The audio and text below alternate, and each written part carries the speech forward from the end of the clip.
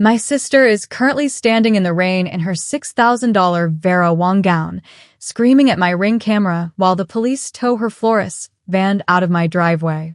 I'm sitting inside, sipping a glass of the vintage champagne she stole from my cellar, watching the live stream on my phone.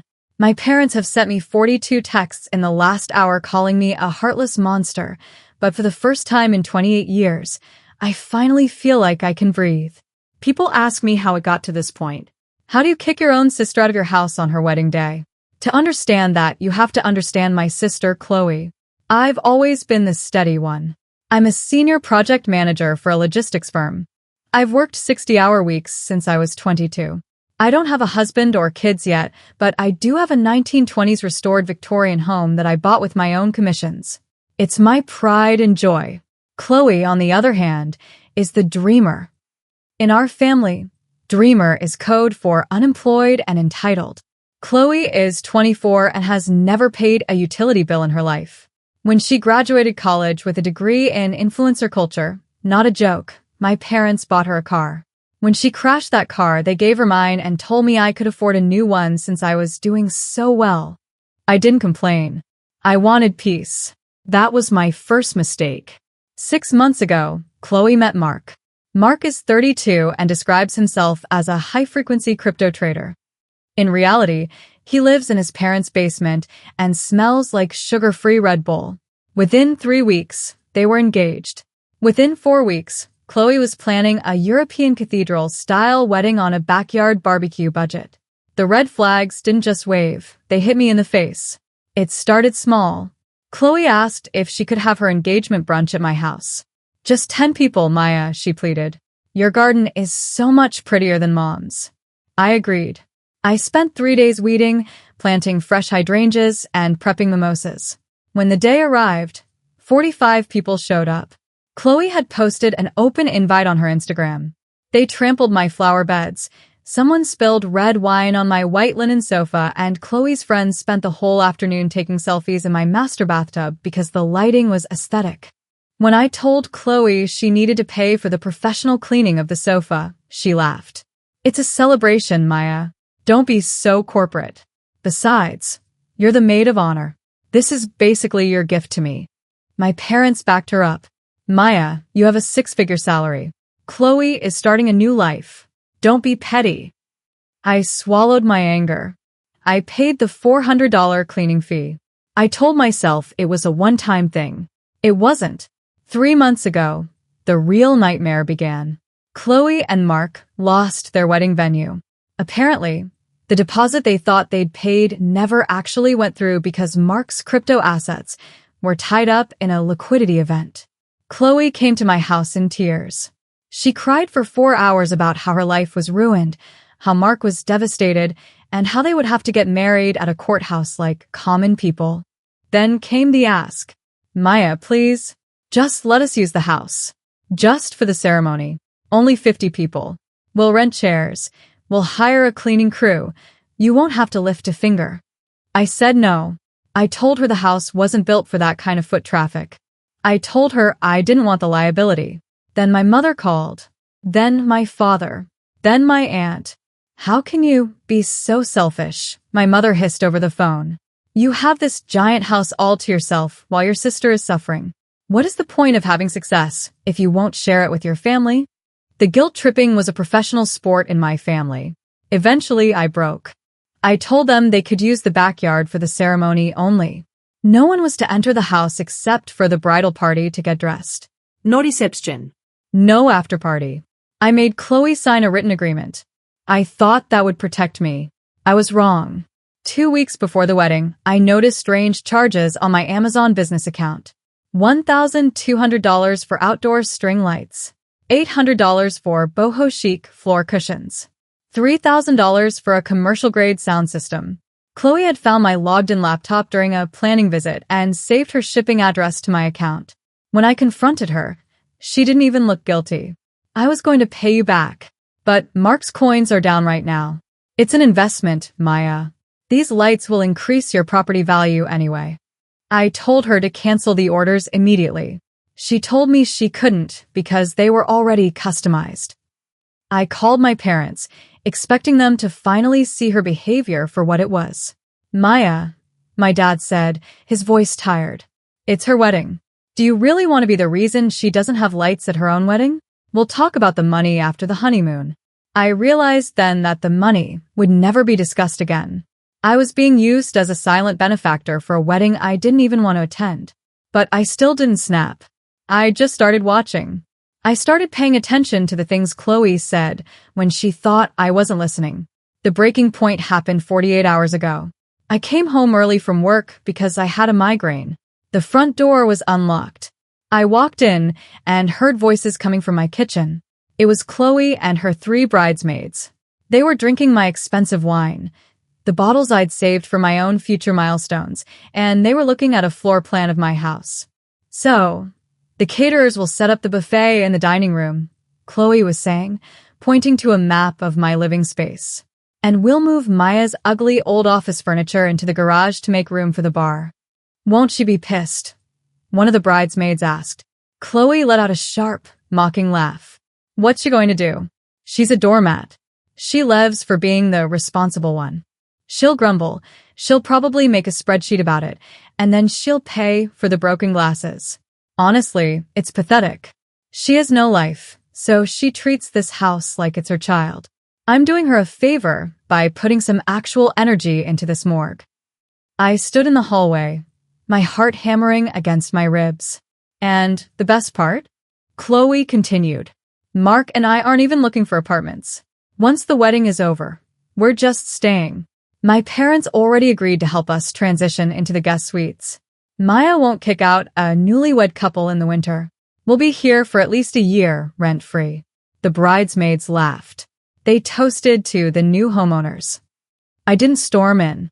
I didn't scream. I went back out the front door, sat in my car, and waited until my hands stopped shaking. Logic took over. Project manager Maya stepped in. I didn't call my parents. I knew what they would say. I didn't call Chloe. I knew she would lie. Instead, I called a junk removal service. I called a professional locksmith. And I called a private security firm. The next day, the day before the wedding, I stayed at a hotel. I told my family I was prepping the house and needed space. In reality, I was moving every single piece of my valuable furniture, my electronics, and my personal belongings into a locked storage unit. I left the house looking like a staged model home. Beautiful, but empty of me. Then, I went to Chloe's burner Instagram account, the one she uses to talk trash about people without her main followers seeing. I'd found it weeks ago. She had posted a photo of my house with a caption, "finally moving into the mansion tomorrow. Manifesting works, babes." Who knew all I had to do was let my sister think she was in charge. That was the final nail. The morning of the wedding, I woke up at 5 a.m. I drove to my house.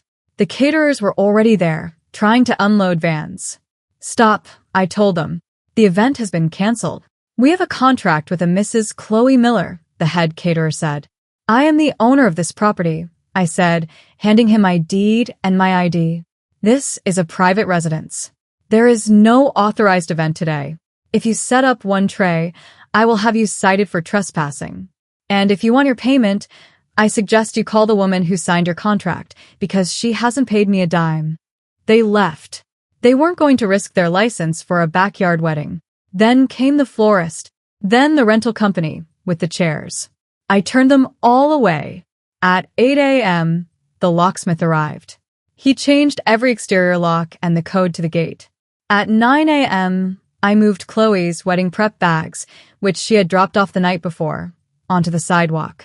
I put her dress in a heavy-duty garment bag and hung it from the gate. I put her shoes and her manifesting journals in a plastic bin next to it. Then I went inside, locked the doors, and waited. At 10 a.m., the bridal party pulled up in a limo. Through the Ring camera, I watched Chloe jump out, glowing in her silk robe. She went to the gate and punched in her code. Access denied. She tried again. Access denied. She started banging on the gate. Maya, the code isn't working. Open up. The hair and makeup people are going to be here in 10 minutes. I didn't move. She called my phone. I let it ring. She called again. I answered on the third try. Maya, what is going on? The gate is stuck. The gate isn't stuck, Chloe, I said, my voice incredibly calm. I changed the code. There was a silence on the other end. What? Why? Open it right now. This isn't funny. I heard you, Chloe, I said. 2 days ago. In my kitchen. I heard everything you said about the house, about my morgue of a life, and about your plan to move in rent-free after the wedding. The silence stretched for a long time. Maya, you misunderstood. We were just joking around, you know how we get.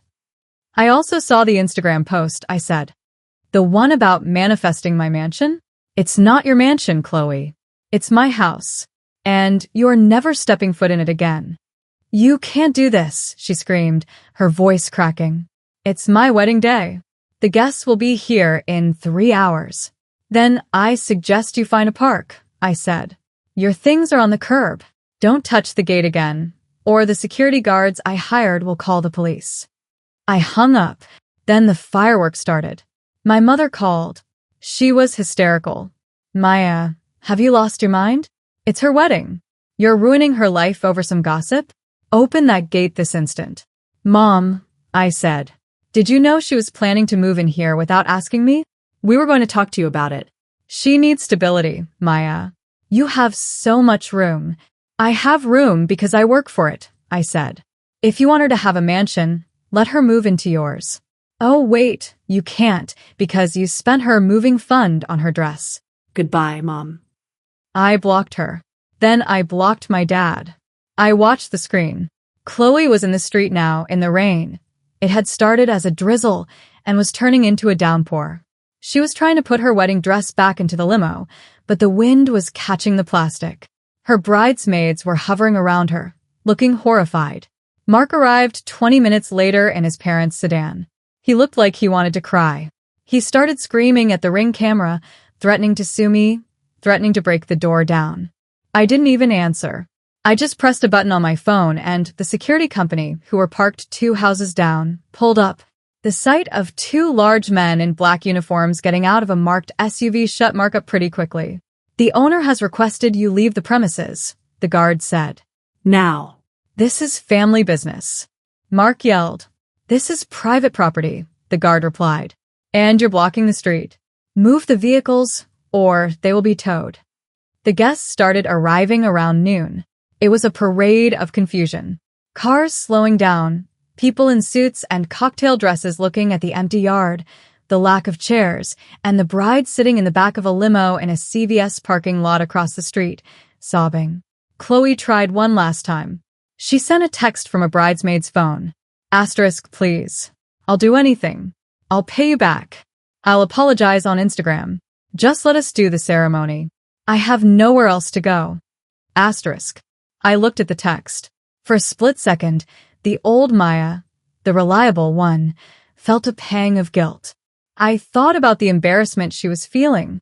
I thought about the thousands of dollars being wasted. Then I thought about her laughing in my kitchen, calling my life pathetic while drinking my wine. I replied, asterisk, manifest a tent. I'm taking a nap. Asterisk. I turned off my phone. I spent the afternoon in total silence. It was the first time my house had felt like a home in months. There were no planning meetings, no mud on the carpets, no passive-aggressive comments about my furniture. That evening, I checked the news and social media. The wedding had happened, if you could call it that. They ended up in the banquet hall of a local VFW that my parents scrambled to rent at the last minute. The photos showed Chloe with smeared mascara and a frizzy hem, looking miserable. Mark looked like he was ready to bolt.